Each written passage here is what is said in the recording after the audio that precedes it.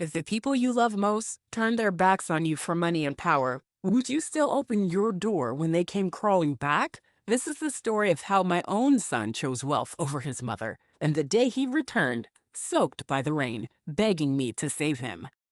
My name is Eleanor Thorne, and I'm 64 years old. This house where I live, a modest two-story home on the north side of Detroit, is everything I own. I bought it 30 years ago with the money from my husband's life insurance after he died in a construction accident. One ordinary morning, he kissed me goodbye, left for work, and never came home. He left me with a little boy, a few debts, and one check big enough to buy us a roof over our heads. For 25 years, I worked as an administrative assistant in a small accounting office. It didn't pay much, but I made it stretch. I raised my son Devin alone. I packed his lunches, sewed his costumes, stayed up late helping with school projects. I was mother and father both. I skipped vacations, clipped the coupons, and pulled overtime so he could go to college. And when he finally graduated as an engineer, I felt that every sacrifice had been worth it. Then came Candace, Candy as she liked to be called. Devin met her 4 years ago at a company conference. She worked in public relations, always elegant, always a little cold. From the first handshake, I felt her judgment. My plain dress, my worn shoes, our small house, none of it impressed her. But Devin loved her, so I smiled and welcomed her anyway. They married just 6 months later. We couldn't afford anything grand. I cooked the food myself. Mac and cheese, collard greens, fried chicken, the dishes I'd made all my life. Candace barely touched a bite. I overheard her whisper to a cousin that my cooking tasted like cheap takeout. Her mother, Vivian Sterling, didn't even show up. She sent an expensive gift and a cold note from Europe instead. After the wedding, Devin and Candace moved into my house just until we saved enough to get our own place. I was happy to have them. I fixed up the upstairs room with fresh sheets and new curtains. I imagined dinners together, laughter echoing in the halls. How naive I was. From the first night, Candace started with little comments. The house smelled old. The bathroom was too small. The furniture looked like it came from a thrift shop. Devin chuckled nervously and told me to ignore it. I tried. I swallowed my pride, cooked nicer meals, scrubbed harder, hoping to make them comfortable, but the complaints grew. Candace refused my food altogether and started ordering expensive takeout. She invited friends and apologized for our humble temporary place. Devin became quiet and distant, working late and retreating into their room. I heard arguments muffled behind closed doors, Candace crying that she deserved better, that her mother had warned her. Then Vivian herself began to visit. That's the wrong word. Inspect fits better. She swept in wearing designer suits, stepping lightly as if poverty might rub off. She praised Devin's potential, then looked me over with a cold smile. "It's admirable you did what you could with so little," she'd say. I smiled back through clenched teeth, thinking patience and kindness would win her over. I didn't yet understand that kindness looks like weakness to people like her. One Friday night, Vivian came for dinner. I cleaned until the house sparkled, set fresh flowers on the table, prayed Candace might be pleasant. During the meal, Vivian talked of her estate, her travels, the opportunities she could offer Devin. Then she turned directly to him and said, "Why don't you come live with me? I have an entire unused wing, 3 bedrooms, 2 baths, a balcony. Candace would love it. You could focus on your career without." She let the unfinished sentence hang and stared straight at me. The silence felt like a knife. Devin stared at his plate. Candace's eyes gleamed. My heart cracked, but I forced a smile. "Devin has to decide what's best for him," I whispered, though inside I was screaming. A week later, they packed. That final week was slow torture. Devin avoided me. Candace floated around radiant, already half gone. I tried one last talk. Late one night, I found Devin in the kitchen. "Son, are you sure? This is your home." He slammed his glass down harder than needed. "Mom, I'm not a kid. I need my own life. Candace isn't happy here." I wanted to ask, "And what about me?" But he was already walking away. Moving day came. A small rental truck, few belongings, most furniture was mine. Candace took every gift I'd ever given, every photo without me, as if erasing our years together.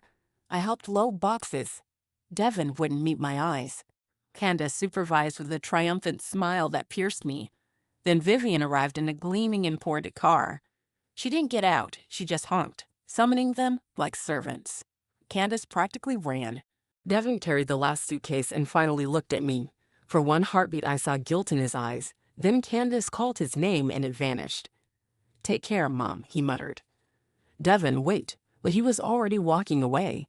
Candace rolled down the window, looked straight at me, and shouted so the whole neighborhood heard. "Rot in that dusty old house, you washed-up old-timer. We're going to live the right way, not like rats in this filthy hole." Neighbors stepped on their porches. Mrs. Carol Jenkins from next door, Mr. Frank Powell across the street. They all watched me shrink under the blow. Devin said nothing. Vivian smirked and drove off. Just like that, my son was gone. I stood frozen on the curb while pitying eyes burned my back. Mrs. Jenkins hugged me, whispering that my son should be ashamed. But I didn't want comfort. I wanted to disappear. I closed the door on the silence that followed. For weeks I lived inside that silence. I cried until my body ached for my son's betrayal, for decades of sacrifice, for the public humiliation. Neighbors left food on my porch as if I'd been widowed again. Maybe in a way I had. My son wasn't dead, but the bond between us was. Then one night, lying awake, I heard spray cans hissing outside. I looked out to see teenagers tagging my wall. In the morning, I found the words "abandoned woman's house." Gossip had turned me into a joke. Something snapped. I scrubbed the graffiti alone, hours of soap and sweat, refusing Mrs. Jenkins' help. Each stroke stripped away a layer of grief and replaced it with something harder.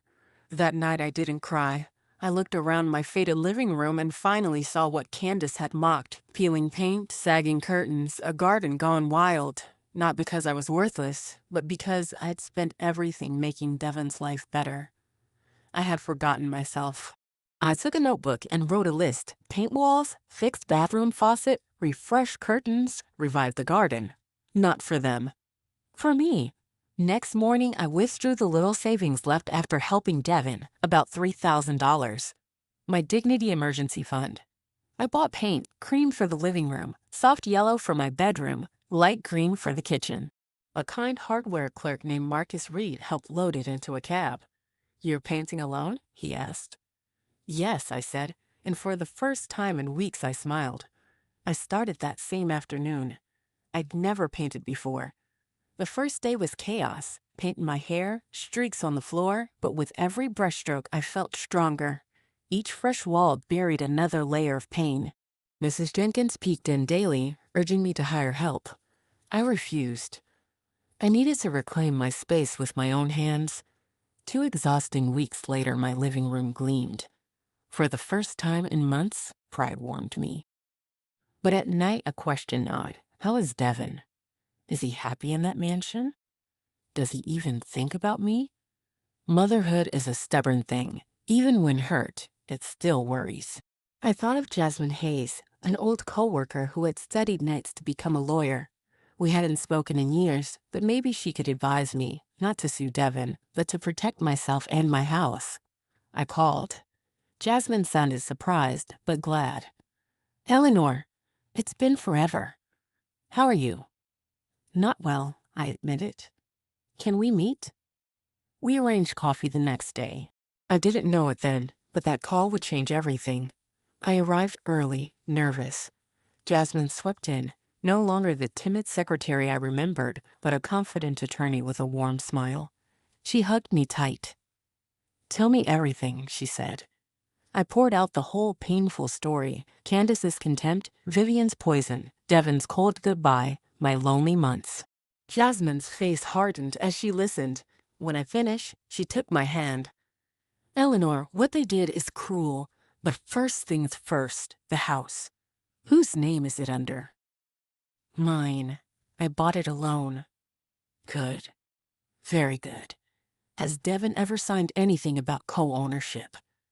"No," she nodded. "Then your home is safe. Also, you're 64. If you wanted, you could claim elder abandonment.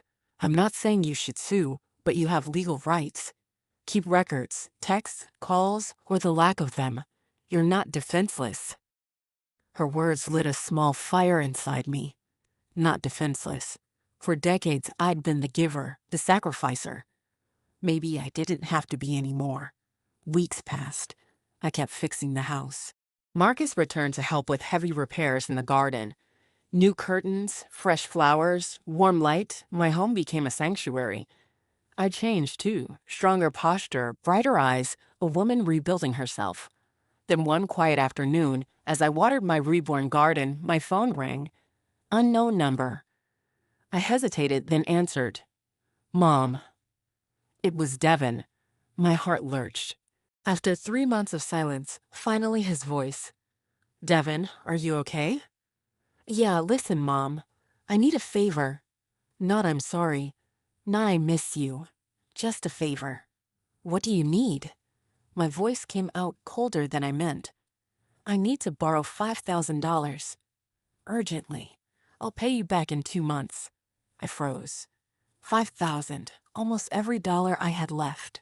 My safety net. Why? What's happening? He hesitated. Expenses. I can't explain now, but I really need it. Expenses? Don't you live in a mansion with a millionaire mother-in-law? Mom, please don't start. Will you help or not?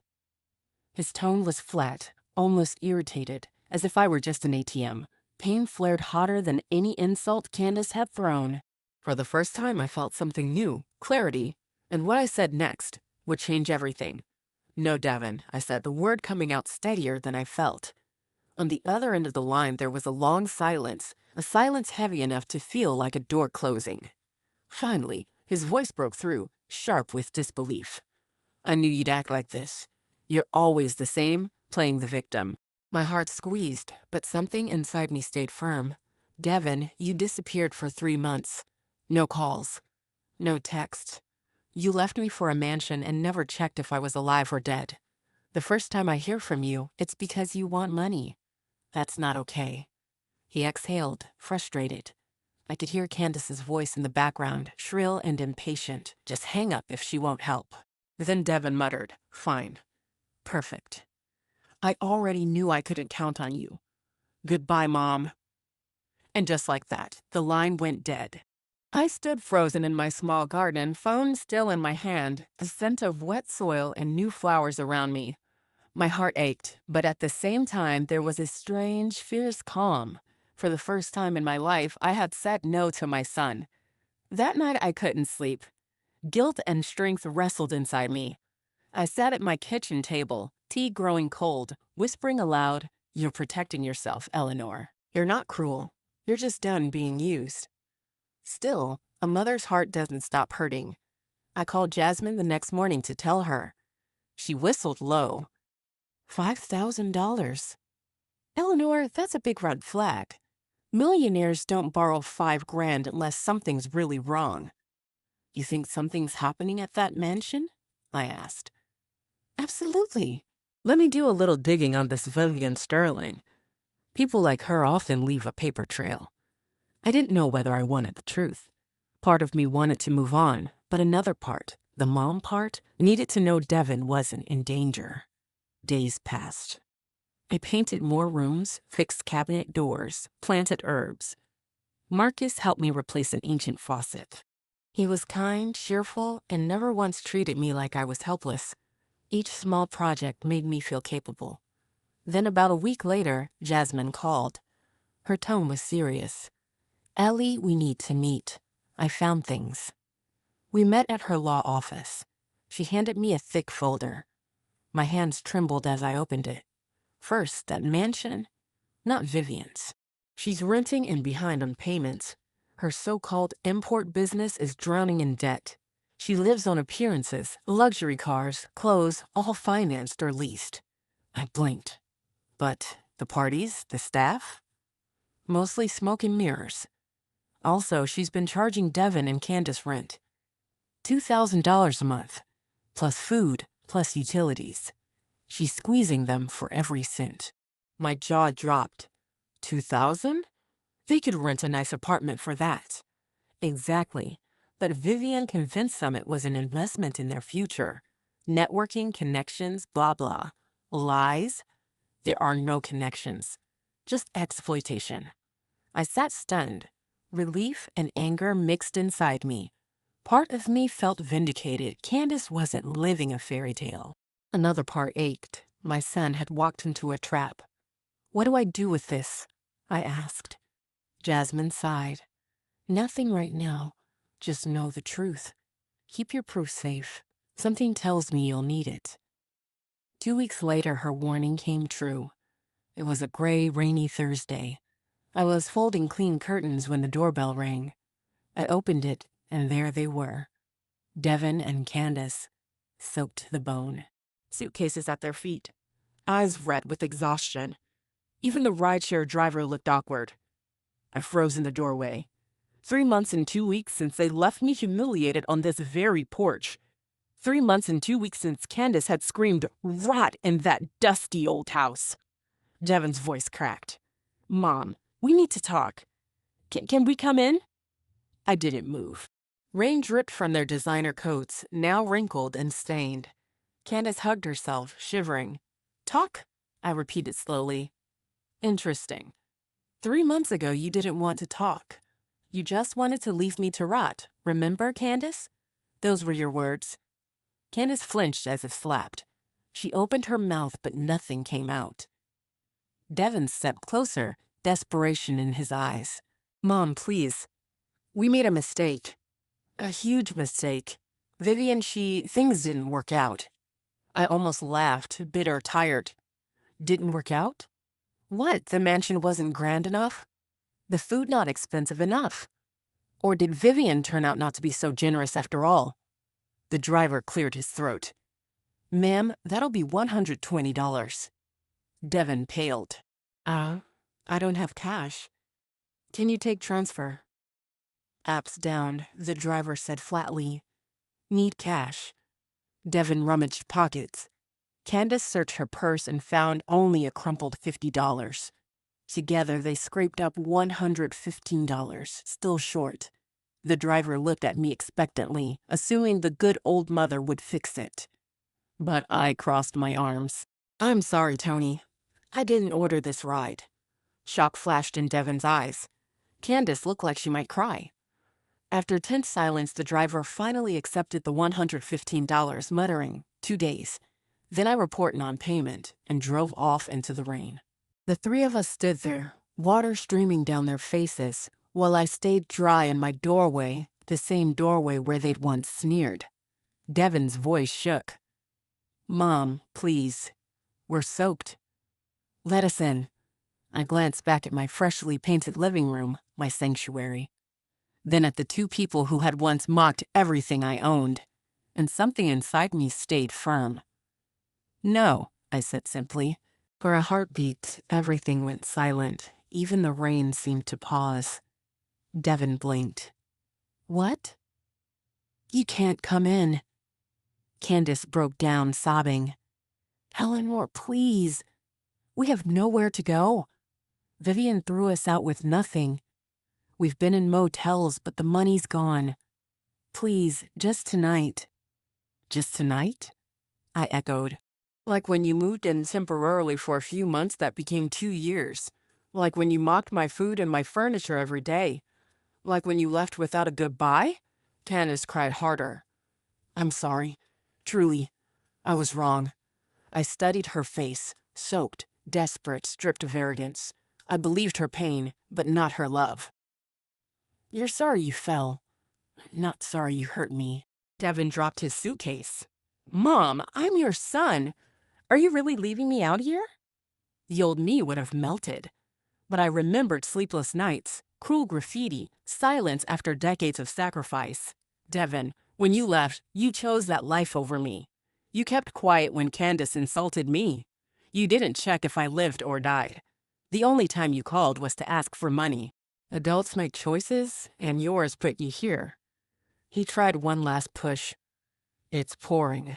We have nothing. What are we supposed to do?" "I don't know." Maybe call Vivian's rich friends. Or figure it out like I had to when your father died and I was left alone. Candace collapsed to her knees, sobbing. Devin looked lost, like the little boy he used to be, but I stayed steady. Family goes both ways, I said. You made me convenience, not family. I won't be anyone's last resort plan anymore. I turned and closed the door. Outside, they knocked, called my name, even pounded, but I leaned against the wood and didn't move. Tears ran down my cheeks, not of weakness, but of release. I had finally protected myself. Through the rain, I heard Mrs. Jenkins' voice offering them an umbrella, Mr. Pell offering motel money. Let the neighbors show kindness. I had done enough. That night, I sat in my bright living room, tea in hand, heart racing. Guilt tried to creep in, but I whispered, boundaries aren't cruelty. They're survival. The next morning, Mrs. Jenkins came by with sweet rolls. Honey, are you okay? I am, I said, and meant it. Good, because I'm proud of you. I saw how they treated you. You did right. Her words lifted a huge weight. I have feared everyone would see me as heartless, but at least one neighbor understood. Still, the mother and me worried, where would they sleep? Eat? But I didn't go after them. I kept living. Marcus returned to install new light fixtures. We joked about my terrible first paint job. Slowly, my house became beautiful. Not rich people beautiful, but mine. One afternoon, I overheard Candace on the street, phone pressed to her ear, voice breaking. I don't care how, just help me. Remember when I lent you money? Fine, forget it then. She hung up, shoulders slumped, looking nothing like the polished woman who'd once mocked me. I hid behind the fence, feeling a strange mix, pity but also grim justice. That night, Jasmine called. News travels. Carol told my aunt, Ellie, you did the right thing. I don't feel good. You're not supposed to feel good. You're supposed to feel strong. She was right. The following week, Jasmine visited with more news. She spread fresh documents on my coffee table. Vivian is in serious legal trouble. 3 creditors are suing her. That mansion's about to be foreclosed. Her import company, fake, used for laundering money. Authorities are investigating. She's heading for jail. I stared, stunned. Does Devin know? Doubt it. Vivian's good at faking wealth. And remember, she's been taking $2,000 a month from them. That's why Devin wanted your $5,000. He was desperate. My stomach twisted. Relief that I hadn't given her my savings, but also sorrow. My son was exploited by a con artist. What do I do? Nothing. Just know, refusing him saved you. He and Candace must face consequences. That night I sat alone. Luna curled at my feet. Marcus had told me about tits at his grandma's. One a gray with green eyes now filled my house with gentle purrs. My heart was heavy but also proud. I was no longer prey. Days later, Pastor Michael knocked. His weathered face looked troubled. Eleanor, your son asked me to speak with you. He and Candace must leave the church shelter tomorrow. I can't keep them. They're lost. Maybe you could lend a little help? Not move them but money, a room, something to restart.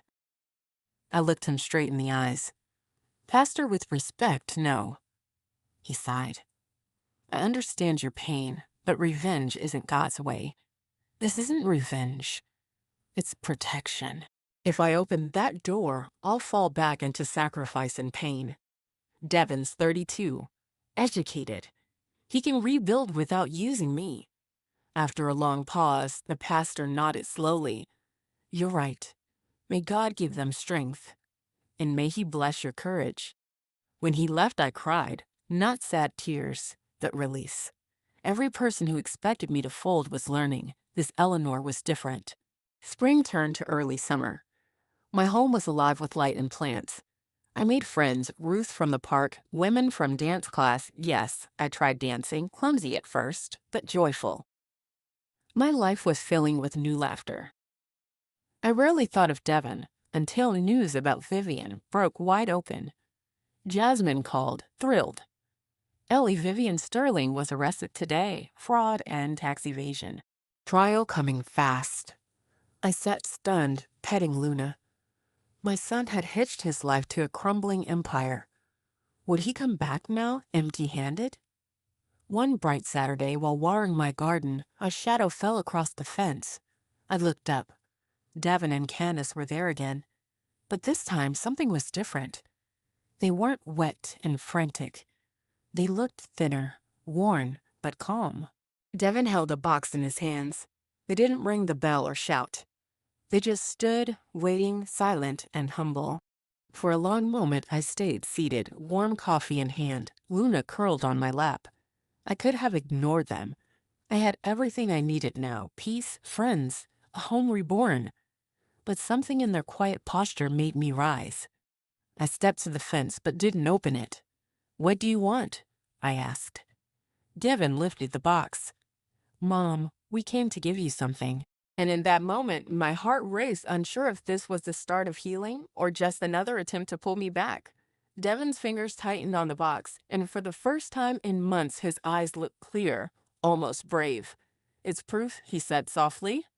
"Proof we'll never try to take your home." I didn't move closer. I kept the fence between us, a quiet reminder that my trust was no longer free. "Proof?" I repeated. He nodded and opened the box just enough for me to see a thick envelope of documents. Rain-wrinkled edges, notarized seals. "These are the deed copies, receipts, tax records. Everything shows the house belongs to you alone. And this," he held up a signed paper with an official stamp, "is a legal waiver. I've renounced any possible claim to the property now and forever." For a heartbeat, I just stared. "Why?" Devin's voice trembled but stayed steady. "Because I spent 30 years taking from you. You built this home alone. You paid for my school, my wedding, my comfort." And I walked away the moment something shinier appeared. I want to make sure no one, not me, not Candace, not anyone, can ever threaten what's yours. Candace stepped forward slowly, no makeup, eyes rimmed red, but calm. "I know I hurt you. I mocked everything you are. I thought wealth made people worthy and simplicity meant failure. I was wrong. I've been cleaning offices for months now.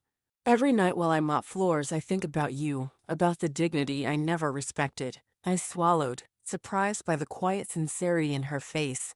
Still, pain had built walls.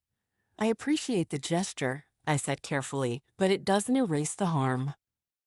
Devin nodded quickly. "We know. We're not here for forgiveness. We just want to do what little we can to start making things right."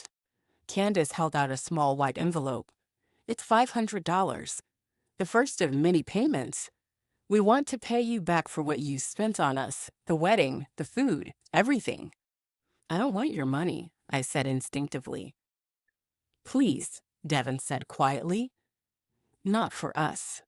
For you. Because you should never have had to pay for people who disrespected you." I hesitated. 500 wasn't much, but I could see what it cost them to save it. Slowly, I took the envelope. "This," I warned, "doesn't mean things are okay. Or forgiven." "We know," they said together. For the first time in months, silence between us wasn't filled with anger, just heavy truth. They looked thinner, but also somehow sturdier, shaped by hardship. I finally asked, "How are you living now?" Devin sighed. "Tiny apartment. 1 bedroom. I got a junior engineering job. Pays small but honest. Candace cleans and sometimes freelances PR gigs. We walk to save on gas. We're learning." Candace added softly. "We're in therapy, trying to understand why we hurt people we loved." I nodded once. "That's good." Then I held the fence latch but didn't open it. "I need time." "Take all the time you need," Devin said. They turned to leave. For the first time, no begging, no anger. Just quiet acceptance. I stood watching them walk to their old car and drive away. My chest was heavy but also strangely light. They weren't forgiven, but maybe this was the first step towards something different. That night, I sat with Luna curled on my lap, thinking, I had lived months building walls to protect myself. Now Devin was knocking, not demanding, not manipulating, but offering. Did I want to let even a crack of light in? I didn't decide that night. Instead, I kept living. Every month afterward, an envelope arrived in my mailbox, a small payment, a short note. Thinking of you, Mom. Hope you're well. Luna must be getting big. They never asked for anything. They never pushed. They just kept paying. I didn't respond. Not yet. Life bloomed. My garden thrived under my care. Thursday dance classes became my favorite day. I met new friends, Ruth especially. We laughed over coffee, shared stories of hard marriages and selfish children. For the first time in decades, I had a circle that felt safe. One day in early autumn, Ken Davis, Mr. Powell's nephew, stopped by again to thank me for helping him with accounting job leads. We talked for hours about numbers, about life, about starting over at middle age. When he left, he smiled shyly. I'd like to see you again, Eleanor, if you'd like. I surprised myself by saying yes. Weeks passed. Devin kept sending money, never late. One envelope contained a photo, Devin and Candace in a public cooking class, grinning awkwardly in aprons. On the back, Candace made mac and cheese. Not as good as yours, but she's trying. I'm trying too. I stared at the picture a long time before tucking it into the growing drawer of letters. Still no reply, but maybe one day. By winter, my home was alive with light and warmth. For the first time in years, Christmas didn't feel lonely. Ruth invited me to a holiday dinner with her friends, women who'd all rebuilt themselves. We laughed, danced, toasted to second chances. I came home that night glowing. On my door was an envelope. Inside, a handwritten letter. Mom, I know you don't want to talk. I understand. But I wanted you to know I got a better engineering job. Candace and I moved into a small but safe apartment. We're learning to live simply. I know I hurt you in unforgivable ways. I'm not asking for forgiveness. I just want you to know I'm trying to become the son you deserved. Devin. I read it twice. Something in me shifted, not forgiveness, but a small, cautious hope. I still didn't reply. January brought icy mornings and quiet peace. I celebrated New Year's with Ruth and friends, thankful instead of lonely. One cold morning as I sipped coffee in my blooming winter garden, a beat-up car stopped outside. It was Devin and Candace. They didn't honk or shout. They simply stood on the sidewalk, waiting. They looked nervous but respectful, as if they'd come to ask permission to enter my world. I sat frozen. I could have ignored them, but after months of quiet effort, after all those envelopes and that letter, some part of me wanted to hear what they'd say. I walked slowly to the fence but didn't open it. What is it? I asked. Devin swallowed. Mom, we're not here to ask for anything. We just want to talk. If you'll let us. I studied their faces. No makeup, no designer show, no smugness. Just two humbled, weary people. Finally, I unlatched the gate and motioned them toward the garden bench. 5 minutes. They sat carefully like guests. Devin cleared his throat. We wanted to tell you something big. My mother-in-law, Vivian, she's going to prison. Fraud, tax evasion, 5 years. Candace's voice was small. She's already in jail awaiting sentencing. I raised an eyebrow. So the empire fell. Devin nodded. It did. And we've been picking up the pieces. Therapy's helping us see how blind we were. We were greedy. I was weak. Candace was cruel. We're not fixed yet, but we're trying to rebuild into better people. I didn't speak, letting the words settle. Then Devin took a deep breath. We know we don't deserve a relationship, but we also know we can't undo what we did. We can only keep showing up with actions. Candace nodded. We'll keep paying what we owe every month, no matter what. Not to buy forgiveness, just because it's right. For the first time in this long, painful saga, I believed them. Still, I guarded my heart. Words matter little. Time matters more. Keep living right. Maybe one day, things change. Devin's eyes filled with tears, but he nodded. We understand. They left quietly, not expecting hugs or tea. Life continued. Ken and I saw each other for gentle dinners and long talks, nothing heavy, just two adults enjoying company. My world was steady and peaceful. Then came May. Ruth suggested our dance group hold a party at my house. I hesitated. It had been years since I'd opened my home to celebration, but said yes. That night, laughter, music, and food filled the rooms once ridiculed by Candace. Women toasted me. "To Eleanor," Ruth said, glass raised. A year ago she was broken. Today she shines. Everyone cheered. After they left and the house grew quiet, I sat in my garden under stars, Luna purring on my lap. The scent of spring flowers floated around me. That's when I heard the gate click. It was Devin. Alone. He stepped into the yard slowly, staying a respectful distance. "Sorry to come late. I saw lights. Can I talk?" He sat, hands clasped. "Mom, I saw you tonight through the window, laughing, dancing. You looked happy. It made me happy. You deserve that." I waited. "I'm not here to ask for anything. I don't expect forgiveness or for things to go back. I just hope that one day when you see me, it won't hurt. Maybe just feel neutral. That would be more than I deserve." His honesty stunned me. No manipulation. No excuses. Just acceptance. For a long time, I said nothing. Then, slowly, "I don't feel nothing when I see you. I still feel pain. But I also see your effort. I see you're trying. I don't know if we'll ever be what we were, but I acknowledge you're changing." Tears slid down his cheeks. "That's more than I hoped for. Thank you." He rose to leave. "Devin," I called softly. He turned. "Come to dinner next Sunday. Bring Candace. I'm not promising miracles, but it's a start." His face lit with quiet, fragile hope. "Really? Really? 2:00. Don't be late." When he walked away, something new bloomed in my chest. Not forgiveness, but willingness to see who he might become. Sunday arrived. Devin and Candace came right at 2, nervous and polite. They brought flowers for my garden and a restored photograph of me holding toddler Devin in the same yard. We ate simple roast chicken and fresh bread. Conversation was awkward but honest. Devin talked about his new job, rebuilding his career from scratch. Candace described therapy sessions, learning to value work and kindness over wealth. There were long silences, but no lies. When they left, Devin didn't ask for hugs. He simply said, "Thank you for letting us come."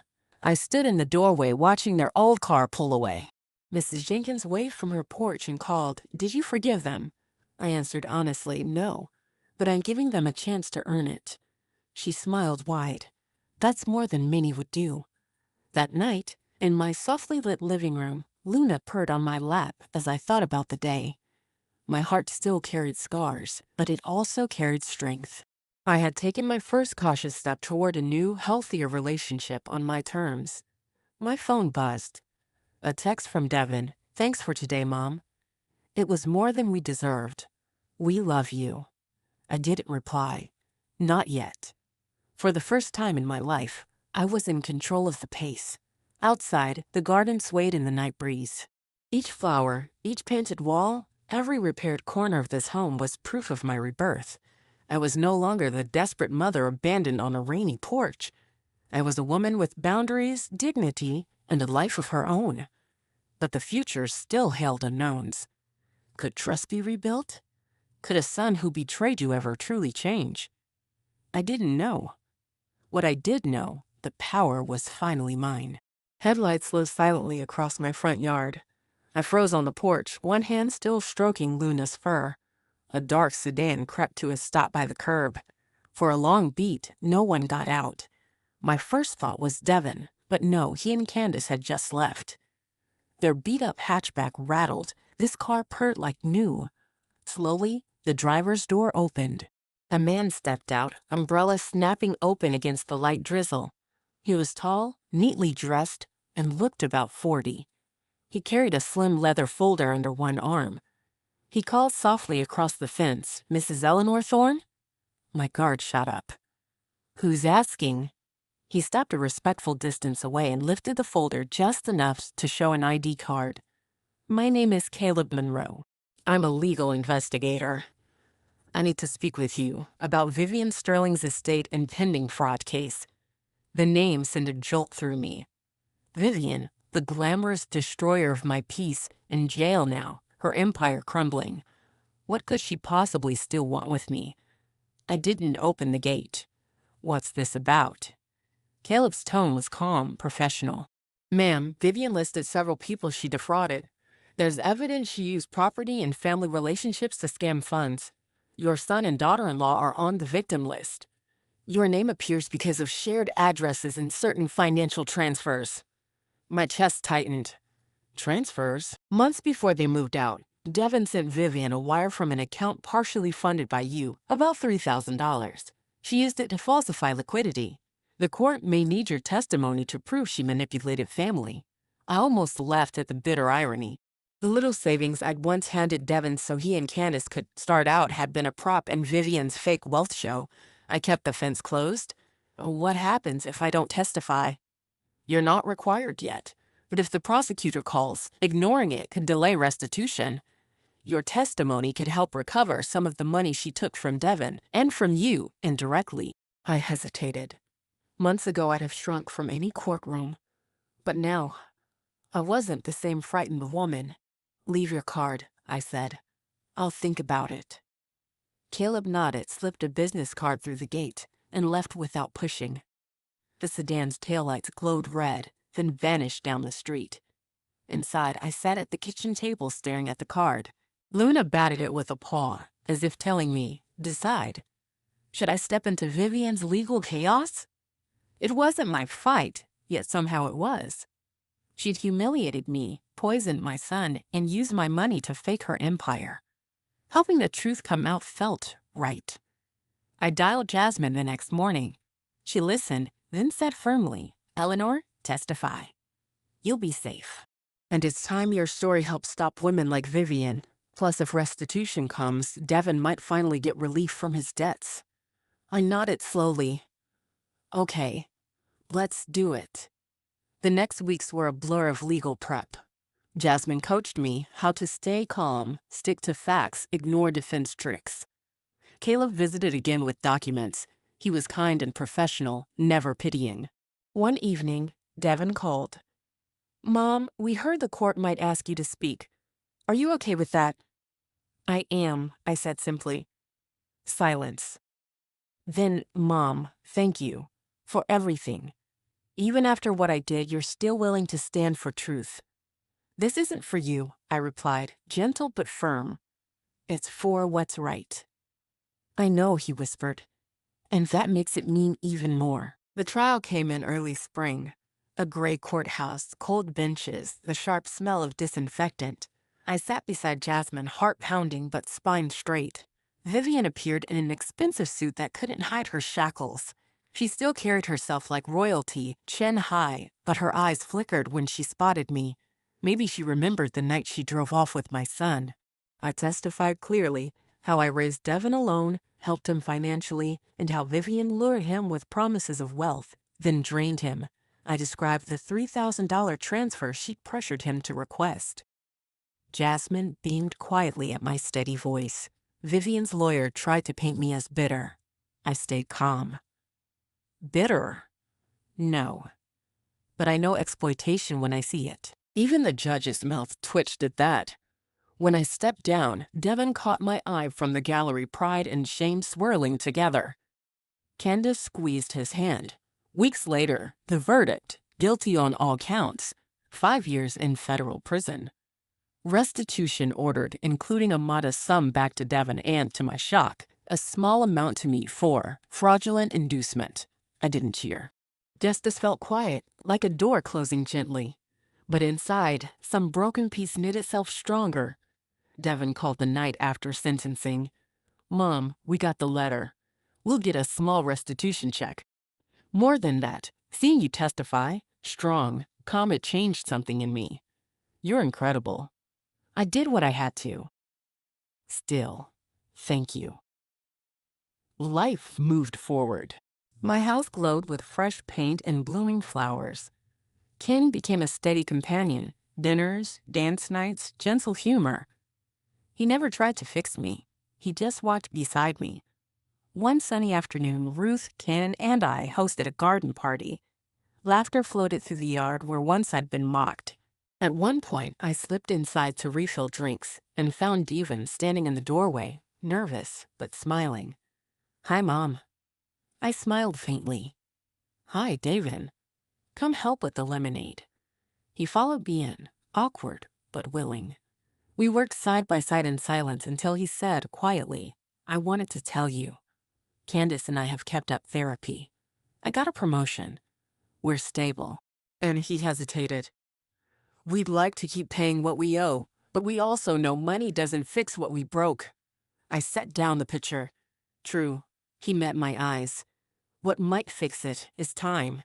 Showing up, not just with words. "So, we'd like to visit sometimes. No expectations. Just presence. If that's okay." My throat tightened.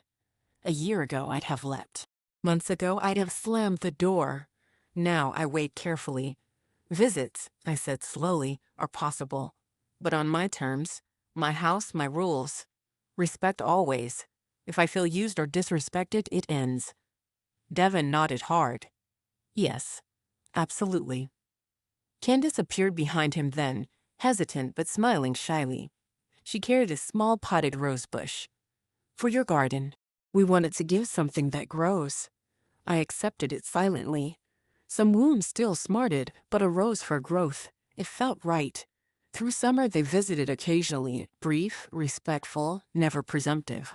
Candace brought cookies she'd baked herself, humble and awkward but heartfelt. Devon helped Ken fix a squeaky gate. They left early each time, never overstaying. Slowly, the icy air between us began to thaw. One Sunday evening, after they left, Ken asked gently, "How are you feeling about them now?" I thought a long moment. Still hurt, but also proud. They're changing, and I'm strong enough to keep boundaries while letting them try. He smiled. "That's growth, Eleanor."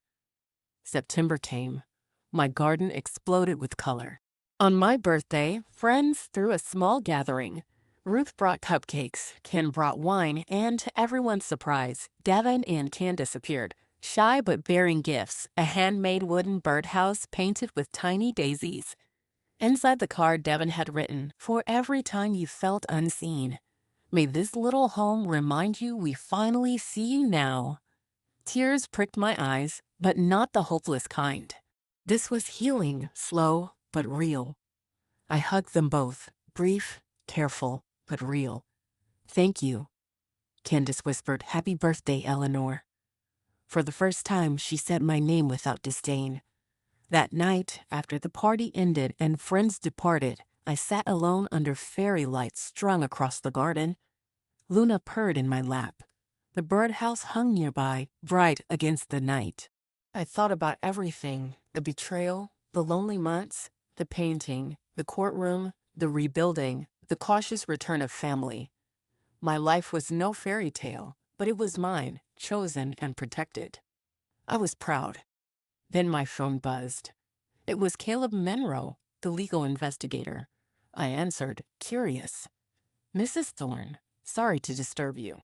Just wanted to let you know the restitution checks have been processed. Yours will arrive next week. And one more thing.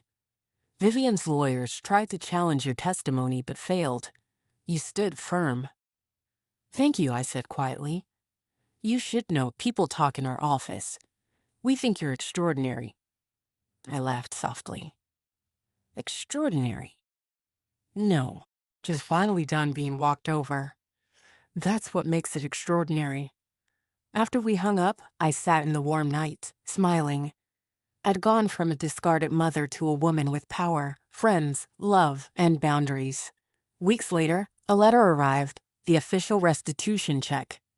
It wasn't huge, but it was symbolic. Devon visited that evening to hand me their regular repayment envelope and saw the letter on my table. "You got it?" "Yes," I said. He smiled with relief. Good. It feels like a small right in a world of wrongs. Then his face grew serious. Mom. Candace and I want to talk about something big. We didn't want to spring it, but we're planning a baby. Therapy helped us realize we want to build a healthier family than what we tried to start before. But we also know we can't do that if we don't heal with you. I went still. A grandchild. The word opened an ache I hadn't let myself feel. Devin continued, voice low. We don't want to pressure you. We just wanted to tell you before anyone else. And ask, would you want to be part of the baby's life if you're ready when the time comes? My heart raced. A year ago, the answer would have been anger. Months ago, fear. Now, I didn't know. But the question was asked with humility, no assumption. I need to think, I said honestly. Davin nodded. Of course. Candace added softly, no rush. We'll keep earning our place. They left quietly, hope and patience in their eyes. That night, I barely slept. Memories of raising Devin alone flooded back. The love, the pain, the betrayal, the new respect slowly forming. Could I open my heart to a grandchild without losing myself again? Could I love without becoming a doormat? I didn't know yet.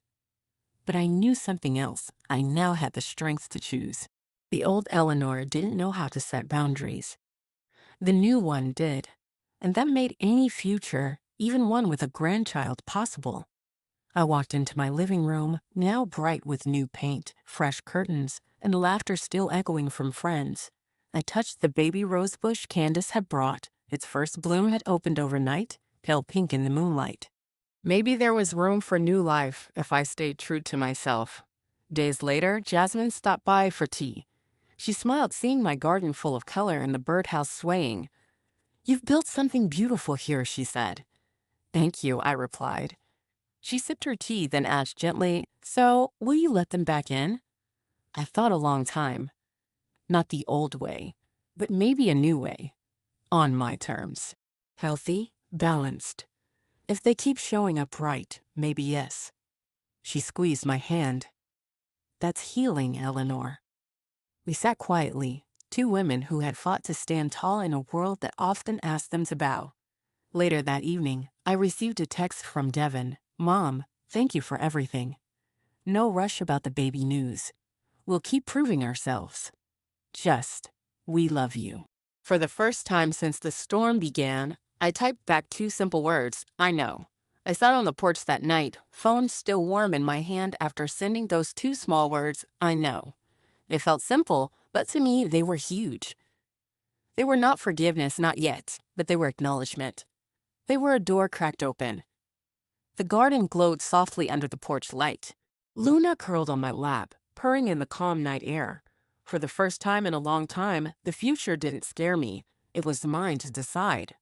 I whispered to myself, almost testing the sound of the words, I get to choose what kind of mother and maybe grandmother I will be.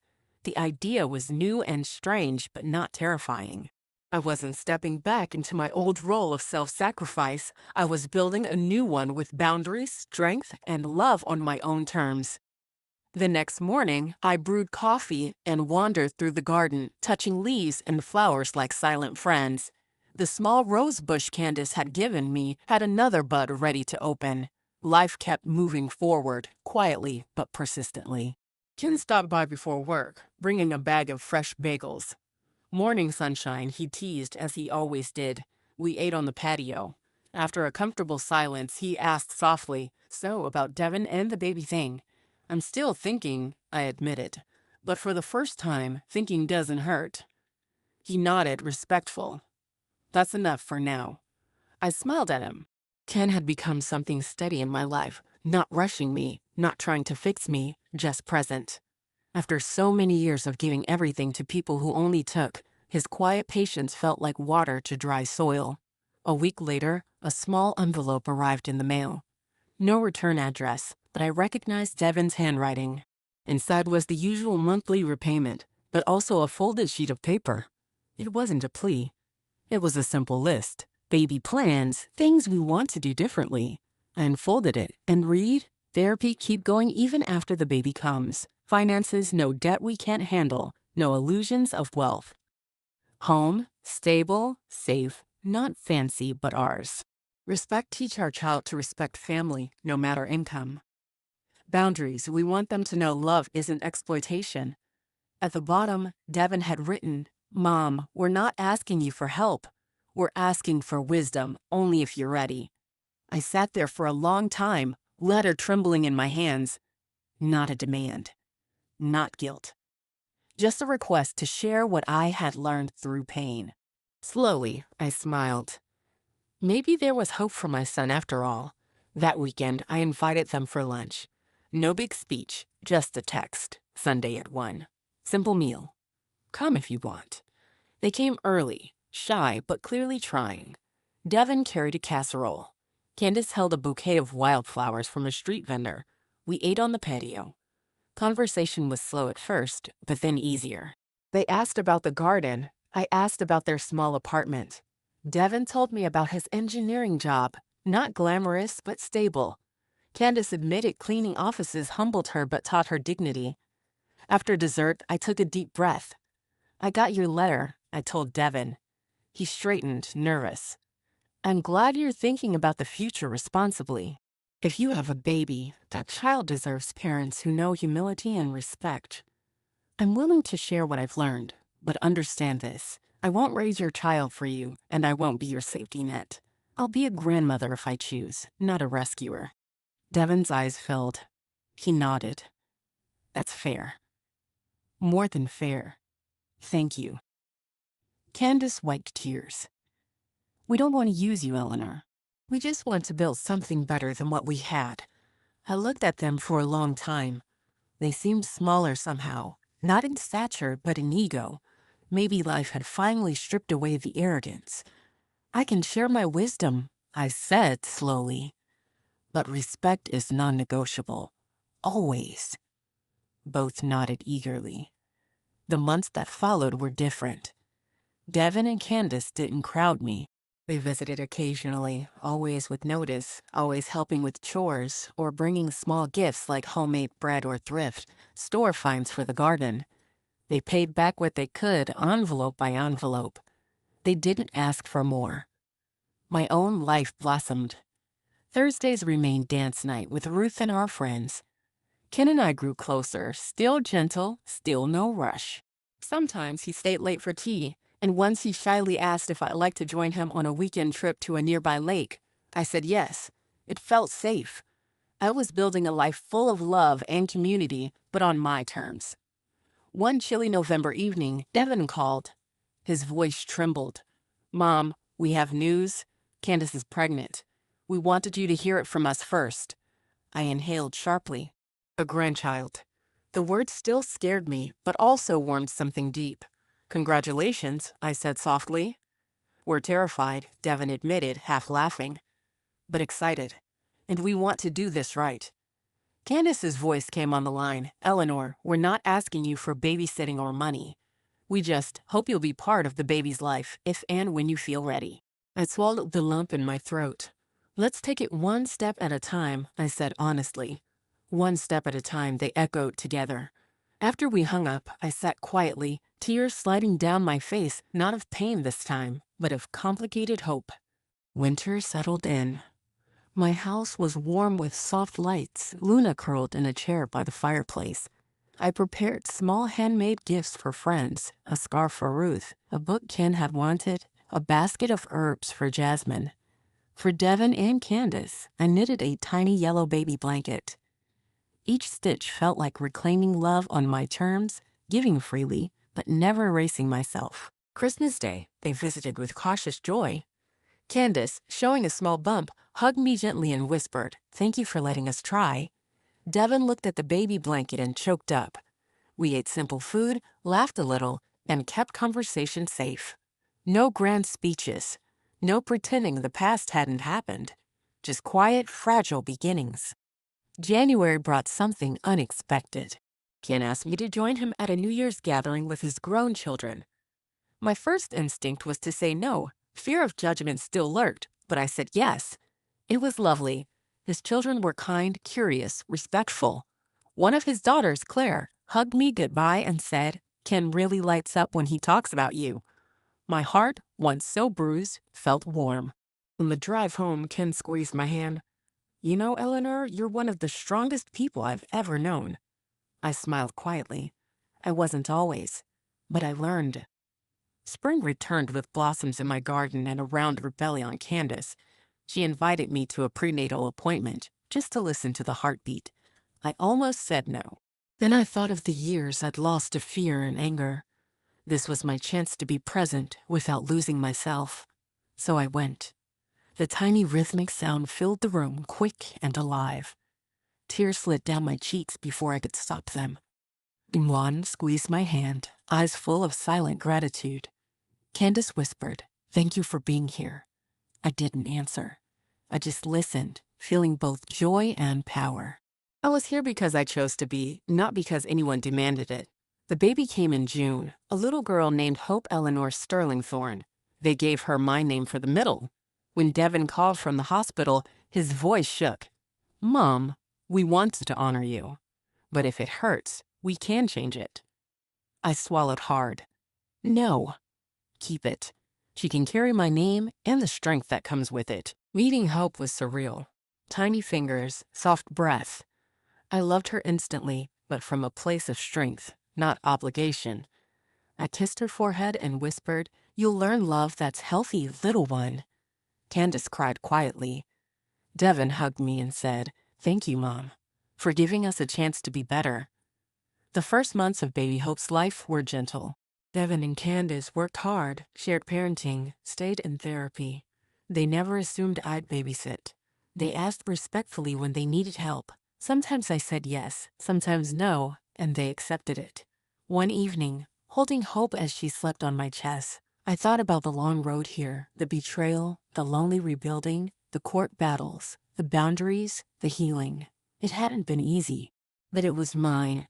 And now, sitting in my living room surrounded by love that I had chosen and protected, I felt whole. Ken sat beside me, smiling. "You built all this, Eleanor, piece by piece." "I did," I said, proud and calm. Months later, on a warm autumn day, we gathered in my garden for Hope's first birthday. Ruth and the dance group came, Jasmine and her husband, Ken's kids, neighbors old and new. Devin and Candace looked different, grounded, humble, loving. Before cake, Devin tapped a glass to speak. His voice trembled but stayed clear. A year ago, my mother led us back into her life, slowly, carefully, on her terms. We were broken. She didn't rescue us. She taught us to grow. Today, our daughter turns 1, and the best gift we can give her is the truth. Her grandmother is the bravest woman we know. Tears blurred my vision. Everyone clapped softly. I held Hope close and kissed her cheek. That night, after the party ended and the yard was quiet, I sat under the fairy lights with Luna in my lap and Hope's tiny toys scattered around. The moon hung bright above the garden I had rebuilt from pain into beauty. I thought back to the woman I was the day Devin left, broken, humiliated, small, and to the woman I was now, strong, loved, whole. Life hadn't given me a fairy tale ending. It had given me something better, self-respect, chosen love, and the power to forgive only when I was ready. I looked at Hope sleeping in her stroller and whispered, "You will know your worth from the start." I decided to record my story, not just for friends, but for strangers who might be where I once was, lost, betrayed, unsure if they can stand up again. That's the story you just heard. And that's how a lonely, humiliated mother rebuilt her life, found her strength, and slowly chose who could be part of it again. If you've ever felt abandoned or used, remember, you're allowed to protect yourself, rebuild, and only let people back in when they've earned it. I'd love to hear from you. Where are you watching this story from right now? Drop your city or time zone in the comments below. If this story moved you or gave you hope, please like this video, subscribe for more real-life transformations, and hit the bell icon so you don't miss the next story. Your support helps me keep sharing powerful journeys like Eleanor's. Thank you for being here.